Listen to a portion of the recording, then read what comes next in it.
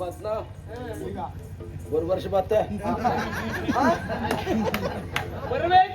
ಜೋರ್ ಹಾರಾಟ ಅಲ್ಲ ನಿಮ್ದು.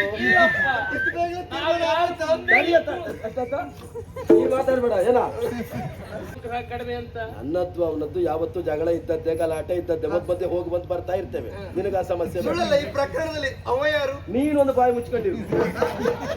ವಿಜಯನ ಕಥೆ ಆಗಲೇ ಮುಗಿಸಿದ್ದೇನೆ, ಮುಗಿಸುವುದಕ್ಕೆ ಜನವೂ ಬಿಟ್ಟಿದ್ದೇನೆ. ನೀನಾಗಿ ಒಪ್ಪಿ ಬಂದಿರ ಸ್ವರ್ಗ ಸುಖ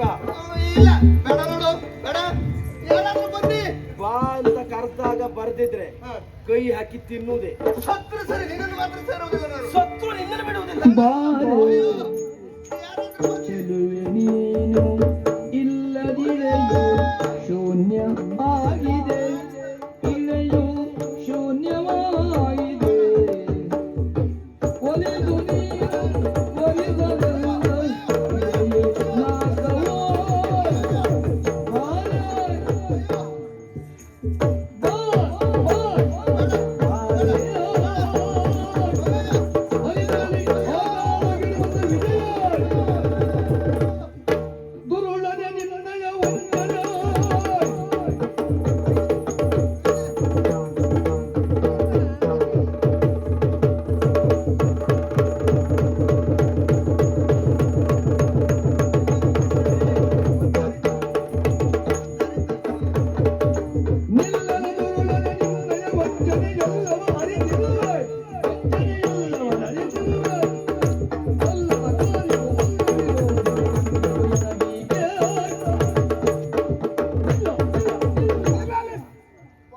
ಸಂಗ್ರಾಮ ಏನ್ ಮಾಡ್ತಾ ಇದ್ದೀಯ? ಮೂರ್ ಕಾಸ್ತವನೆ. ನಿನಗೆ ಗೊತ್ತಾಗದೆ ಬಂದ್ಯಾ?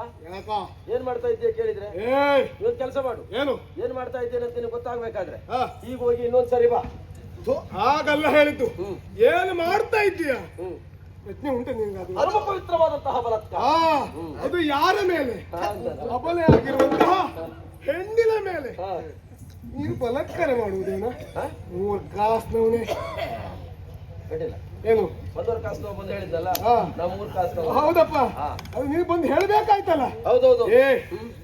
ಗುರುಗಳಾಡಿದಂತಹ ಮಾತಾದ್ರೆ ಏನು? ಇಂದು ಬೀಳ್ಕೊಡುಗೆ ಸಮಾರಂಭ ಉಂಟು, ಎಲ್ಲರೂ ಒಟ್ಟಾಗಿರಿ ಎನ್ನುವುದಾಗಿ. ನಾನು ಅದೇ ಬೀಳ್ಕೊಡುವ ಅಂತ ಇದ್ದೇನೆ. ಏನು ಒಳಗೆ ನೀನು ಬಂದಿಯಲ್ಲ, ಏನು ಬೀಳ್ಕೊಡ್ತೀಯ? ಅವಳನ್ನು ಬೀಳ್ಕೊಳಕ್ ನೀ ಬಂದದ್ದ? ಹೌದು. ಮುಚ್ಚಬಾಯ್, ಮಧ್ಯದಲ್ಲಿ ಎದ್ದು ಬಂದವ ಇದೇ ಕೆಲಸ ಮಾಡ್ಲಿಕ್ಕೆ ಬಂದದ್ದ? ಹೌದು. ಆ ಗುರುಗಳು ಆಗಾಗ ಹೇಳ್ತಿರೋದು ಅದಕ್ಕೆ, ಈ ಕತ್ತೆಯನ್ನು ಎಷ್ಟೇ ತಿಕ್ಕಿದರು ಕೂದಲೇ ಆಗುವುದಿಲ್ಲ ಅಂತ. ಹಾಗಾಗಿ ಅವನಿಗೆ ಹೇಳ್ತಾ ಇರ್ತಾರೆ. ನಮ್ಮ ಅಪ್ಪನೇ ನಾನು ಕೈ ಬಿಟ್ಟಿದ್ದಾರೆ, ಮತ್ತೆ ನೀವೆಲ್ಲ ಎಂತದ್ದು ಪ್ರಯತ್ನ ಮಾಡಿ. ನೋಡು, ಗುರುಮಠದಲ್ಲಿರುವಂತಹ ಪ್ರತಿಯೊಬ್ಬ ವಿದ್ಯಾರ್ಥಿಯೂ ಗೊತ್ತುಂಟು ಏನಂತ? ಶ್ರೀಕಾಂತ್ ಹಾಗೂ ಇವಳು ಪ್ರೀತಿಸ್ತಾ ಇದ್ದಾರೆ ಅಲ್ವಾ? ಹಾಗಿದ ಮೇಲೆ ಪರರ ಹೆಣ್ಣು ಇವಳಾದ್ದರಿಂದ ಮುಟ್ಟುವುದು ತಪ್ಪಲ್ವೇ? ಭಾಷಣಕ್ಕೆ ಸಮಾನ. ಕಂಡವರನ್ನೆಲ್ಲ ಅಕ್ಕ ತಂಗಿ ಅಂತ ಹೇಳಿದ್ರೆ ನಮ್ಮ ದೇಹಕ್ಕೆ ತುಕ್ಕು ಹಿಡಿಯುವುದಿಲ್ವೇನಪ್ಪ? ಹೋಗಿ ಅಪ್ಪಯ್ಯ ಹತ್ರ ಹೋಗಿ ಅವ್ನು ಮದುವೆ ಮಾಡಿಸಿ ಹೇಳ. ಯಾರು? ಅಪ್ಪಯ್ಯನ ಹತ್ರ ಹೋಗಿ. ಅಪ್ಪ ಇಲ್ಲ, ಅಪ್ಪ ಹೋಗಿ ಆಯ್ತು. ಹೋಗಿ ಆಯ್ತಾ? ಕೈ ಬಿಟ್ಟಿದ್ದಾರಂತ. ನೋಡು, ಒಂದು ನಾಡಿನ ಪುತ್ರ ಅಲ್ವಾ, ಒಂದು ನಾಡಿನ ಯುವರಾಜ ನೀನು. ಒಬ್ಬರಿಗೆ ಆದರ್ಶ ವ್ಯಕ್ತಿಯಾಗಿರಬೇಕು ಹೊರತು ನಮ್ಮೂರಿಗೆ ನಾನೇ ಆದರ್ಶ ಅಲ್ವಾ? ಅದು ಗೊತ್ತಾಯ್ತು. ನಿಮ್ಮೂರದ್ದರೆಲ್ಲ ಹೀಗೆ ಮಾಡುವವರೇ ಆಯ್ತು. ಯಥಾರಾಜ ತಥ ಪ್ರಜಾ. ಒಳ್ಳೆ ರೀತಿಯಿಂದ ಹೇಳ್ತಾ ಇದ್ದೇನೆ.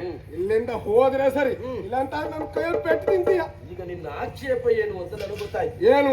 ಅವನು ಶ್ರೀಕಾಂತನನ್ನು ವರಿಸಬೇಕಿದ್ದವಳು. ಹೌದೌದು. ನಾನು ಹೀಗೆ ಮಾಡಿದ್ರೆ ತಪ್ಪೇ. ಶ್ರೀಕಾಂತ ಇದ್ರಲ್ವ ತಪ್ಪಾಗುದು? ಯಾಕ? ಶ್ರೀಕಾಂತನ ಈಗಾಗಲೇ ಮುಗಿಸ್ಲಿಕ್ಕೆ 4 ಜನ ಬಿಟ್ಟಿದ್ದೇವೆ. ಆದ್ರಿಂದ ಶ್ರೀಕಾಂತ ಬರುವುದಿಲ್ಲ, ನಾವು ಮುಂದುವರಿಸುವ ಅಂತ ಅಷ್ಟೇ. ಮತ್ತಂತ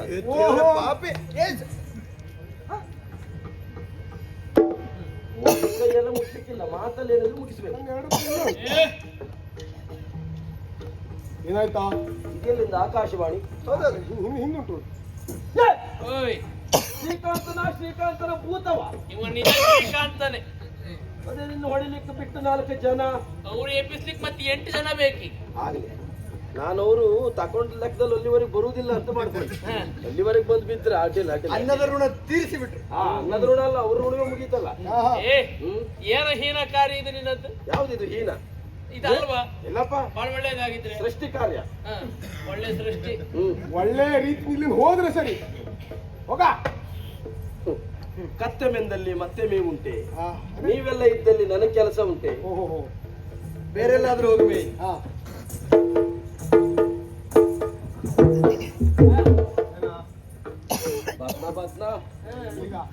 ಒಂದು ವರ್ಷ ಮತ್ತೆ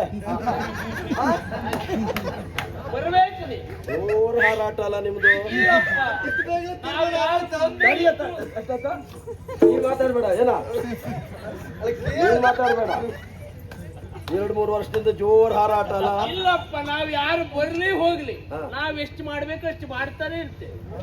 ಅವನ ಅನುಗ್ರಹ ಸಿಗ್ತದೆ, ಹೌದಪ್ಪ. ಅಷ್ಟೇ ಮಾಡ್ತಾ ಇರು. ಅವನ ಅನುಗ್ರಹ ಇದ್ದದ್ದಕ್ಕೆ ಇಷ್ಟು ಮಾಡುದ್ ನಾವು. ನಾನು ಬಂದ್ಮೇಲೆ ಅನುಗ್ರಹ ಕಡಿಮೆ ಆಗ್ತದೆ. ಯಾರು ಹೇಳಿದ್ದು ಅನುಗ್ರಹ ಕೊಡುವ? ನೀನು ಅವನ. ಅನುಗ್ರಹ ಕೊಡುವ ಮಾತ್ರದಿಂದಲೇ ನಾ ಹೇಳು. ಹಾ, ನಾನು ಬಂದ್ಮೇಲೆ ಎಲ್ಲ ನನಗೆ ಕೊಡ್ತಾನೆ. ನಿನ್ನಲ್ಲಿ ಬಂದು ಹೇಳಿದ್ದಾರ ಅನುಗ್ರಹ ಕಡಿಮೆ ಅಂತ. ನನ್ನದ್ದು ಅವನದ್ದು ಯಾವತ್ತೂ ಜಗಳ ಇದ್ದದ್ದೇ, ಗಲಾಟೆ ಇದ್ದದ್ದೇ, ಮಧ್ಯೆ ಹೋಗಿ ಬಂದು ಬರ್ತಾ ಇರ್ತೇವೆ. ನಿನಗ ಆ ಸಮಸ್ಯೆ ಬೇಡ. ಸುಳ್ಳಲ್ಲ ಈ ಪ್ರಕರಣದಲ್ಲಿ ಅವ ಯಾರು? ನೀನೊಂದು ಬಾಯಿ ಮುಚ್ಕೊಂಡಿರು. ಹೋಗ ಹೋಗ. ಮರಳಿಬಾರದು. ಏ, ಎಂತದ? ಅಲ್ಲ, ಹೋಗ್ತೇನೆ ಹೋಗ್ತೇನೆ ಅಂತ ಹೇಳುದಿಲ್ಲ, ಹೋಗುವಾಗ ಒಂದು ಕವಿತೆ ಇರ್ಲಿ ಅಂತ ಹೇಳುದು. ಯಾವ ಕವಿತೆ ಅದು? ಅಂದ್ರೆ ನಿನ್ನ ಊರಿಗೆ ಅಲ್ಲಿ ಹೇಳಿದ್ದೆ ಹೇಳು, ತಿಳಿಸ್ಬೇಡ. ಮರಳಿಬಾರದು ಅವ್ರಿಗೆ. ಹೋಗುದಿದ್ರು ನಿನ್ನನ್ನು ಒಂದು ತಕೊಂಡೇ ಹೋಗ್ತೇನೆ.